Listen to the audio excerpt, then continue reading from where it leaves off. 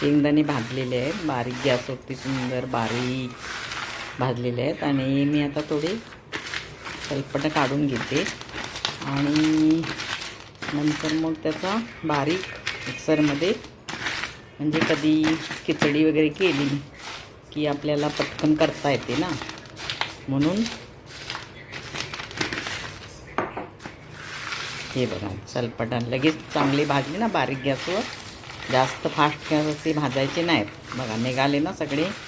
आता हे स्वच्छ करणार, हे पाकडणार, मग नंतर ते सगळं कचरा काढून मिक्सरला, म्हणजे फास्टवरती नाही, मिक्सरला चालू बंद करून बारीक कूट करणार आणि तो मी बरणीमध्ये भरून ठेवणार. म्हणजे झटपट कशात घालायला, पिठलं वगैरे केलं तर त्याच्यामध्ये आम्ही घालतो.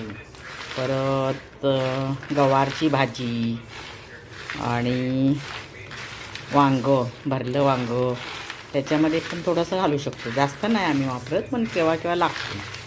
तर त्याच्यामध्ये हे घालण्यासाठी मी तयार करून ठेवते. म्हणजे 1 महिनाभर पण जातं करून ठेवलं की, घाई होत नाही. कधीतरी साबुदाण्याची खिचडी, उपमा केला त्याच्यामध्ये पण तुम्ही घालू शकता थोडंसं. बघा स्वच्छ झालेत ना, तर हे स्वच्छ पाकडणार आणि त्याच्यानंतर मी कूट करून बरणीमध्ये भरून ठेवणार.